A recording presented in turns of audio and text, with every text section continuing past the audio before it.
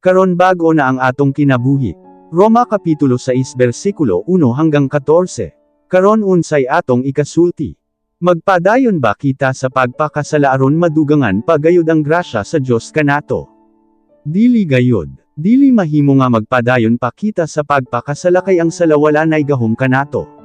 Nasayod kamo nga sa pagbautismo kanato sa paghiu sa kang Heso Kristo nagakahulugan kini nga kauban usab kita sa iyang kamatayon. Busa ang pagbautismo kanato nagapaila nga sa dihang namatay si Kristo, namatay usab kita ug gilubong uban kanya, aron ingon nga si Kristo gibanhaw sa makagagahom nga amahan, kita magakinabuhi usab sa bag-o nga kinabuhi. Ug kon nahiu sa kita kang Kristo sa iyang kamatayon, sigurado gayud nga makaangkon kitag bag-o nga kinabuhi sama sa nahitabo kanya sa dihang siya gibanhaw. Nasayran nato nga ang atong daang pagkatawo nga makasasala gilansang na didto sa krus uban ni Kristo aron mamatay. Mao kana nga dili kita angay nga maulipon sa sala. Kay kon ang tawo patay na, luwas na siya sa gahom sa sala. Ug kon kita namatay uban kang Kristo, nagatuo kita nga mabuhi usab kita uban kanya.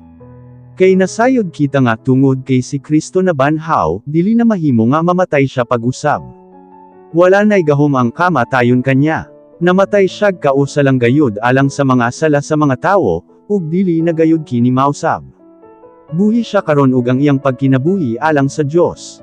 Busa tungod kay kamo ana-anak ang Kristo, isipan ninyo nga ang inyong kaugalingon patay na sa sala, ug karon nagakinabuhi na kamo alang sa Dios. Ayaw na ninyo tuguti ang sala nga mugahom sa inyong lawas nga adunay kamatayon aron dili na kamumutuman sa iyang kailigon.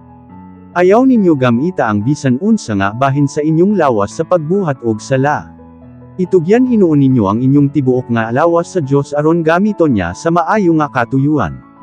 Buhatan ninyo kiniisip mga tawo nga tinubos gikan sa kamatayon ug gihatagan og bag-ong kinabuhi.